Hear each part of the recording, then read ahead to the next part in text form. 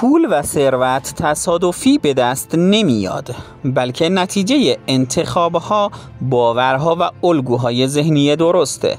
بعضیا هرچی تلاش میکنن پول ازشون فرار میکنه، ولی انگار بعضیا آهن و ربا و استاد بازی پولن. تفاوت اینها توی ذهن و مغزشونه، نه توی شانس و اقبال.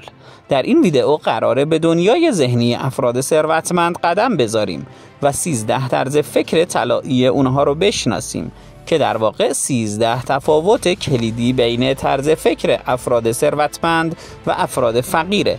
اگر آماده ای از بازنده مالی به استاد بازی پول تبدیل بشی و در مسیر ثروت قدم برداری، با من همراه باش. 1. افراد ثروتمند همیشه در حال یاد گرفتن و رشد کردن هستند، ولی آدم‌های فقیر فکر می‌کنن همه چیز رو می‌دونن. همین باعث میشه برای یادگیری تلاش نکنن و در نتیجه رشد هم نمی‌کنن. 2.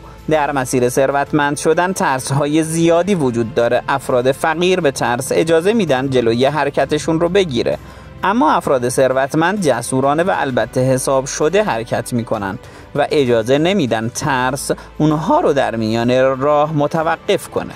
مثلا ترس ورشکستگی که افراد فقیر به خاطر این ترس حرکت نمیکنن، ولی افراد ثروتمند سعی میکنن با مدیریت حساب شده به این ترس غلبه کنن.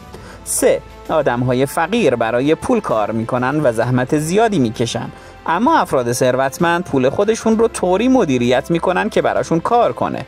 این طرز فکر که برای ثروتمند شدن باید سخت کار کرد، یک طرز فکر اشتباه و مخصوص آدم‌های فقیره و باعث میشه همیشه در فقر بمونن. 4. افراد ثروتمند با روش‌های مدیریت و اداره پول به خوبی آشنا هستند و پولشون رو مدیریت میکنن، اما افراد فقیر برای پولشون برنامه ای ندارن و به راحتی پول رو در جاهایی که اصلا نیاز نیست هزینه میکنن. ویدئوی بعدی من درباره ارزش اداری پول و تأثیر آن در ثروتمند شدنه. توی کانال سابسکرایب کنید تا اون ویدئو رو هم از دست ندید. 5. تمام تمرکز افراد فقیر روی درآمد شغلی خودشونه، ولی تمرکز افراد ثروتمند روی ارزش خالص دارایی هاست و معیار ثروتمند بودن رو روی میزان درآمد تنظیم نمی کنند، بلکه درآمد زمانی باعث ثروت میشه که تبدیل به دارایی بشه. 6.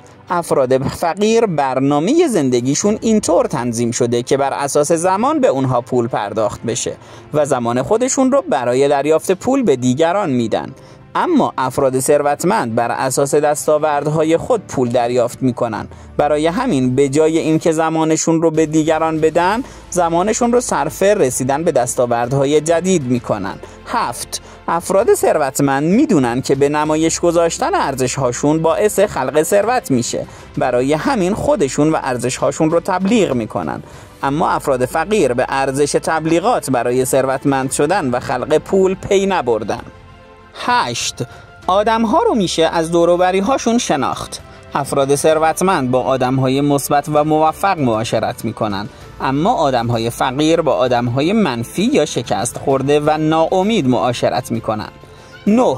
آدم‌های فقیر از ثروتمندان متنفرن و نوع نگاهشون به ثروتمندان طوریه که انگار حق اونها رو خوردن، اما افراد ثروتمندان رو دوست دارن و از اونها الگو میگیرن.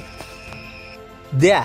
آدم‌های ثروتمند روی فرصت‌ها تمرکز می‌کنن، اما آدم‌های فقیر تمام تمرکزشون روی موانع. تا زمانی که روی موانع تمرکز می‌کنید، فقط همون موانع به شما جذب میشن و از فرصت‌ها غافل میشید. 11.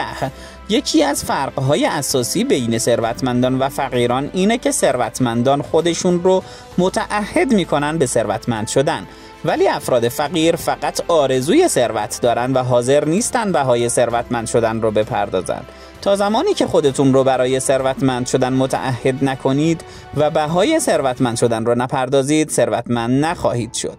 12. آدم‌های ثروتمند معتقدن که مسئولیت زندگی من با خودمه و خودم باید برای ساختن زندگی تلاش کنم، اما آدم‌های فقیر میگن زندگی و ثروت و فقر تصادفی پیش میاد و ما در ساختن زندگی نقشی نداریم. من در این مورد یک ویدئو دارم که عکسش رو دارید میبینید، اون ویدئو رو هم تماشا کنید. 13 و آخرین مورد اینه که آدم‌های فقیر محدود فکر میکنن، اما افراد ثروتمند اندیشه های بزرگی دارن و به اهداف بزرگ فکر میکنن. اگر ویدئو براتون مفید بود لایک کنید و نظراتتون رو کامنت کنید و توی کانال سابسکرایب کنید. خدا نگهدار.